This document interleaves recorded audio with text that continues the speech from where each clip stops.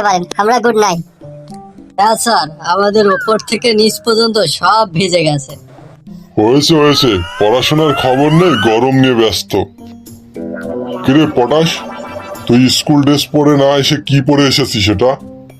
Sir ভেবেছিলাম জন্মদিনের ড্রেসটা পরে আসব, কিন্তু দেখলাম সবাই লজ্জা পেতে পারে, তাই কোনো রকম এটা পরে এসেছি। অতিরিক্ত গরম পড়ছে, যার কারণে স্কুল ড্রেস পরে আসতে পারিনি। সরি স্যার, দুঃখিত, কিছু মনে করবেন না।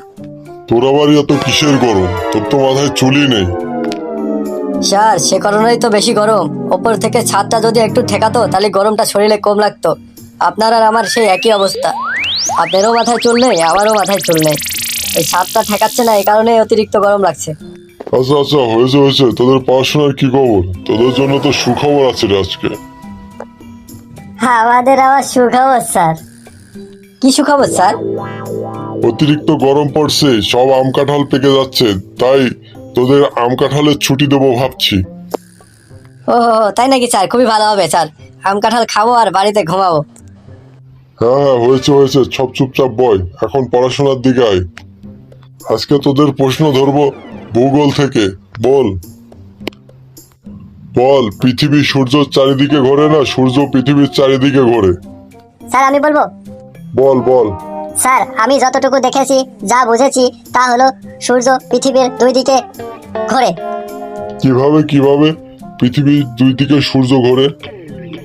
পড়াশোনা করিস নাকি উল্টা পাল্টা কি জবাব দিস? স্যার আমি প্রমাণ ছাড়া কোনো কথা বলি না, আপনাকে প্রমাণ সহ দেখিয়ে দিচ্ছি।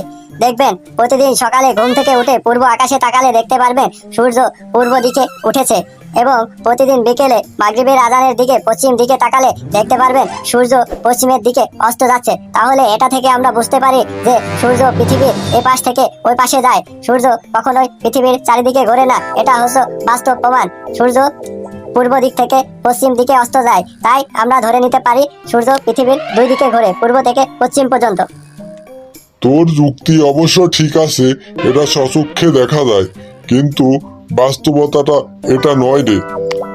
10 দিন তো ছুটি আছে, বাড়িতে গিয়ে একটু ভালো করে পড়াশোনা করিস। এই তো স্যার, আপনার ছুটি দেওয়া লাগবে না, আপনার ছুটি আপনি ঘুরিয়ে নিন। কেন কেন, কি হয়েছে, ছুটি লাগবে না? স্যার 10 দিন ছুটি দিচ্ছেন, আবার বাড়িতে গিয়ে পড়তে বসছেন, তাহলে ছুটি কি হবে? আপনার ছুটি আপনিই রেখে দিন, আমাদের ছুটির দরকার নেই। আর যদি ছুটি দেন তাহলে আমরা পড়াশোনা করতে পারবো না। ছুটি তো ছুটিই।